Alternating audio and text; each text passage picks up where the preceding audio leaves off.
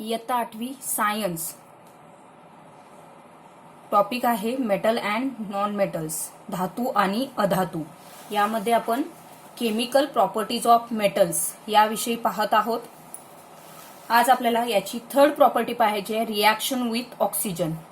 Metals combine with oxygen to form their oxides. जेव्हा metal oxygen बरोबर react होतात तेव्हा त्याच्यापासून मेटल ऑक्साइड्स तयार होतात. The metal oxides are basic in nature. हे जे मेटल ऑक्साइड्स तयार झालेले आहेत हे कसे असतात नेचरमध्ये? बेसिक म्हणजे त्याचं आपण ऍसिडिक, बेसिक आणि न्यूट्रल ह्या तीन हे सांगतो, नेचर सांगतो. त्यापैकी मेटल ऑक्साइड्स कसे असतात? Basic in nature. Metal oxides reacts with an acid to form salt and water.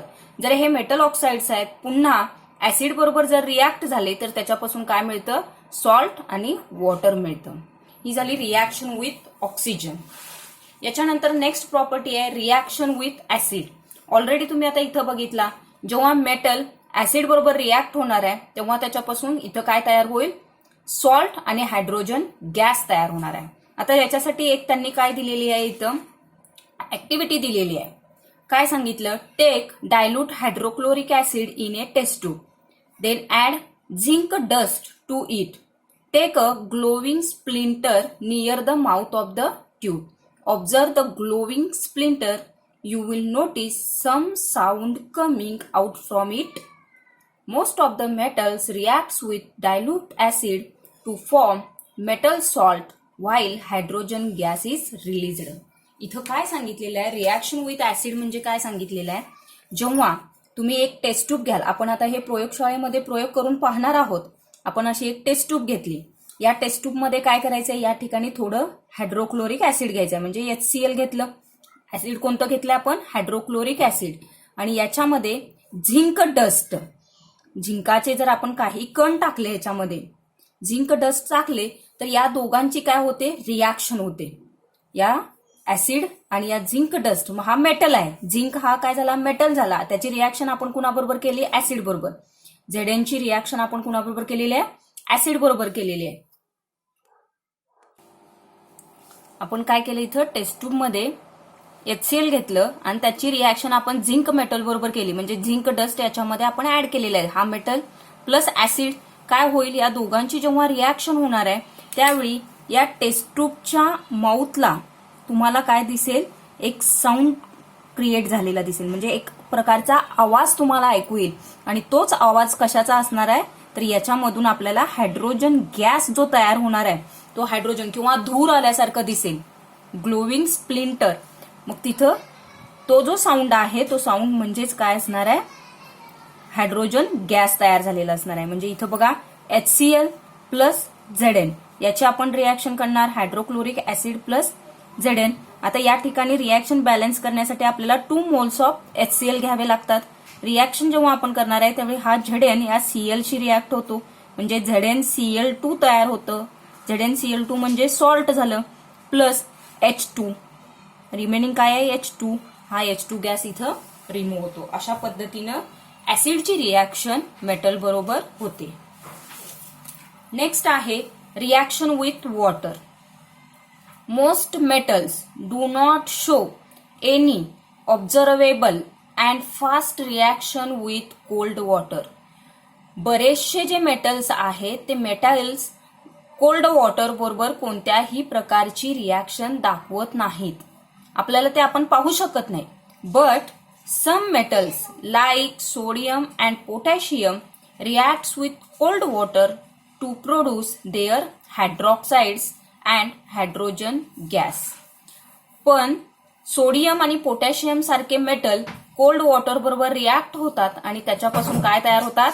हायड्रॉक्साइड्स आणि हायड्रोजन गॅस तयार होतो.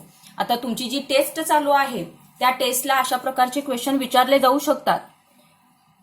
Sodium metals reacts with water to produce. Sodium metal जेव्हा वॉटर बरोबर रिॲक्ट होणार आहे तेव्हा काय तयार होईल? तर तिथं काय तयार होणार आहेत? हायड्रॉक्साइड्स. हायड्रॉक्साइड्स म्हणजे OH- तयार होणार आहेत आणि hydrogen gas. Magnesium metal requires steam to give similar reaction. Magnesium metal जर वॉटर बरोबर रिॲक्ट होत असेल म्हणजे त्याच्या स्टीम बरोबर, वाफेबरोबर तो काय होतो, रिॲक्ट होतो आणि त्याच्यापासून हायड्रॉक्साईड आणि हायड्रोजन गॅस तयार होतात. समजण्यासाठी मी इथे एक रिॲक्शन लिहून दाखवते तुम्हाला, रिॲक्शन विथ वॉटर. समजा सोडियम मेटल आहे Na, याची रिॲक्शन कुणाबरोबर केली आपण, वॉटर बरोबर केली.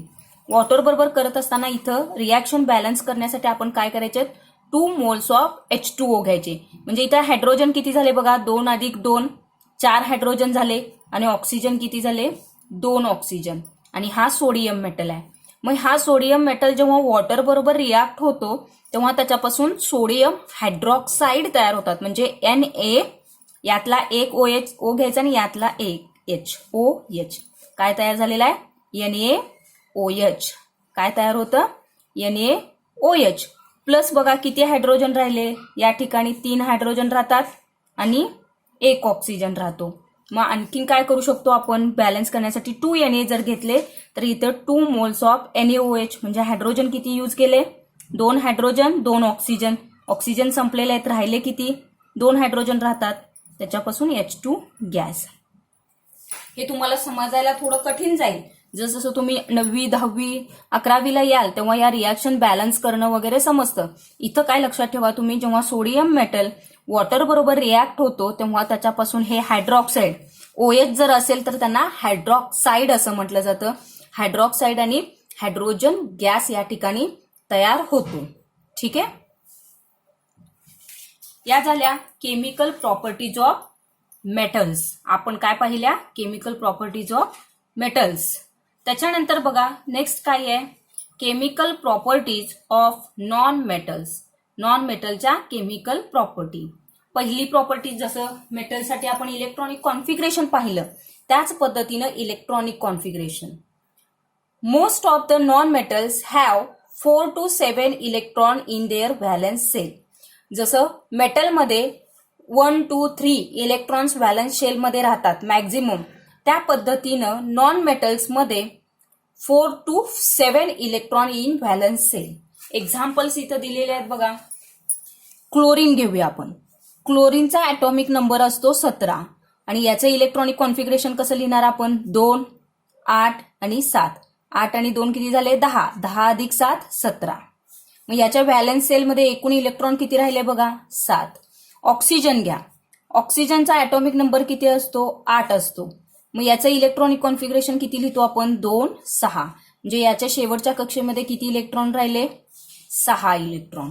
Nitrogen N2. N2चा ॲटॉमिक नंबर किती असतो नायट्रोजनचा, 7. याचा ॲटॉमिक लिहिणार कसं, इलेक्ट्रॉनिक कॉन्फिगरेशन 2 आणि 5. त्यामुळे याच्या शेवटच्या कक्षेत किती इलेक्ट्रॉन आहेत, 5.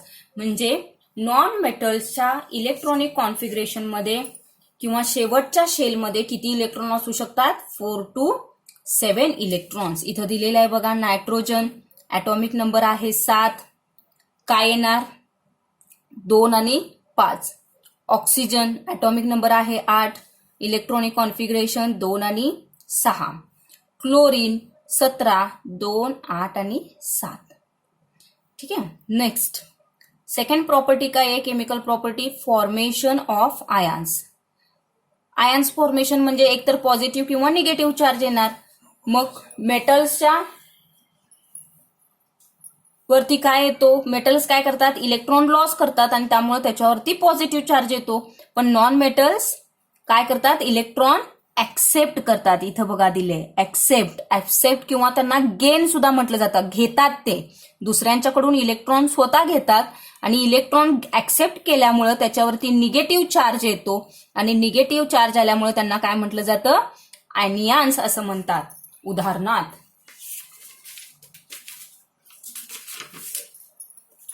काय सांगितलंय, non metals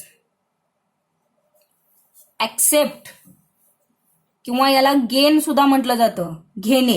ऍक्सेप्ट्स electron.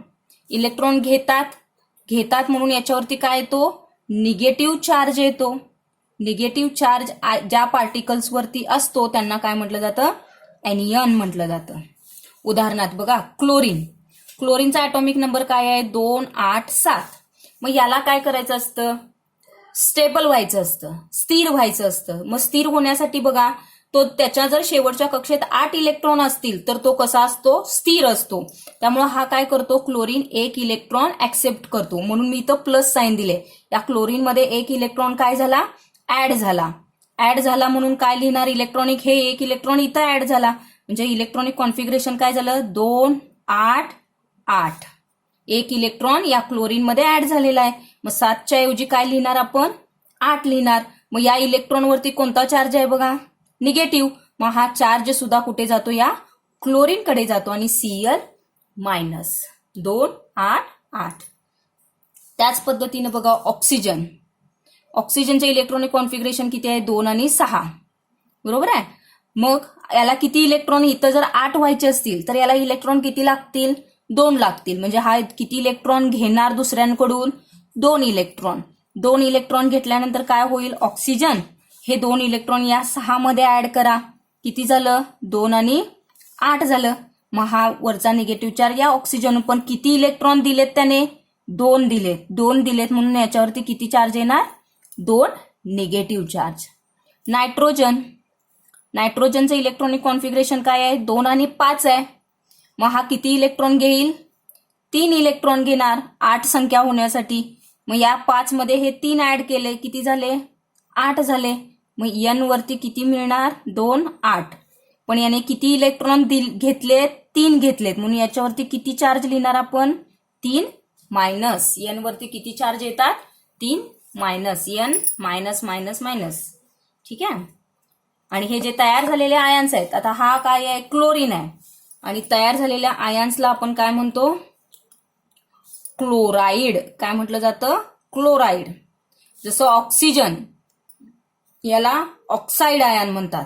Nitrogen nitride ion. Ion का म्हटलं, कारण त्याच्यावरती निगेटिव्ह चार्ज आलेला आहे.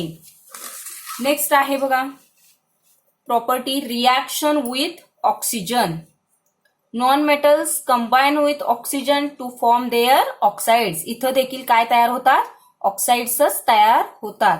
नॉन मेटलची रिॲक्शन ऑक्सिजन बरोबर होते आणि त्याच्यापासून नॉन मेटल ऑक्साइड्स तयार होतात. The oxides of non metals are acidic in nature. मेटलच्या ऑक्साइड बेसिक नेचरमध्ये असतात, पण नॉन मेटलच्या ऑक्साइड्स कशा असतात, ऍसिडिक इन नेचर. हे सिंपल आहे, पण तुम्हाला टेस्टसाठी लक्षात ठेवणं गरजेचं आहे. They react with base to form soluble salt and water. काय सांगितले बघा, जेव्हा नॉन मेटल्स ऑक्सिजन बरोबर कंबाईन होतील. आता नॉन मेटल कुठला आहे, कार्बन. हा ऑक्सिजन बरोबर कंबाईन झाला, काय तयार झालं तुम्हाला, CO2. आणि या CO2चं नेचर कसं आहे, ऍसिडिक आहे. हा काय आहे, ऍसिडिक. पण हाच CO2 तयार झालेले हे जे मेटल नॉन मेटल ऑक्साइड्स आहेत, जेव्हा बेस बरोबर रिॲक्ट होतात, म्हणजे आता NaOH हा एक बेस आहे. NaOH बरोबर जेव्हा रिॲक्ट होतात तेव्हा त्याच्यापासून काय मिळतं आपल्याला, सोल्युबल सॉल्ट मिळतात. आता सोल्युबल सॉल्ट बघा, Na2CO3 प्लस H2. अशा पद्धतीची रिॲक्शन या ठिकाणी घडते. आणि हे जे Na2CO3 आहेत यांना आपण काय म्हणतो, सोल्युबल सॉल्ट्स. आणि हेच जे ऑक्साइड्स आहेत जेव्हा ऍसिड बरोबर रिॲक्ट होतात, म्हणजे आपण इथं असं म्हणू शकतो की रिॲक्शन विथ वॉटर. ऑक्साइड्स जे आहेत मेटल ऑक्साइड्स, हे मेटल ऑक्साइड जेव्हा वॉटर बरोबर रिॲक्ट होतात त्याच्यापासून काय तयार होतात, ऍसिड. जसं CO2 ची रिॲक्शन H2O बरोबर केल्यानंतर H2CO3. हा 2 ऑक्सिजन, हा 1 ऑक्सिजन, काय मिळाला, O3. H2CO3. H2CO3चं नाव काय आहे बघा, carbonic acid. SO2 plus twice H2O, H2SO3. H2SO3. Sulphurous acid, हे सल्फ्युरिक नाही. H2SO4 जेव्हा असेल तेव्हा आपण त्याला काय म्हणतो, सल्फ्युरिक ऍसिड म्हणतो. पण जेव्हा SO2 वॉटर बरोबर रिॲक्ट होतो तेव्हा सल्फ्युरस ऍसिड मिळतात, H2SO3. SO3 plus H2O, H2SO4 इथं आलेला आहे बघा, सल्फ्युरिक ऍसिड. आणि लास्ट प्रॉपर्टीमध्ये इथं मेटलमध्ये आपण सांगितलं होतं की रिॲक्शन विथ ऍसिड. मेटल्स काय होतात, ऍसिड बरोबर रिॲक्ट होतात, पण non metals do not react with dilute acid. हे देखील लिहून ठेवायचं आहे. टेस्टला विचारलं जाऊ शकतं. Non metals do not react with dilute acid. या ठिकाणी तुमच्या मेटल्स आणि नॉन मेटल्स याच्या प्रॉपर्टीज संपतात. सगळ्यांनी काय करायचंय, वहीमध्ये या प्रॉपर्टीज लिहून ठेवायच्या आहेत. पुढच्या तासाला आपण uses of metals and non metals पाहणार आहोत.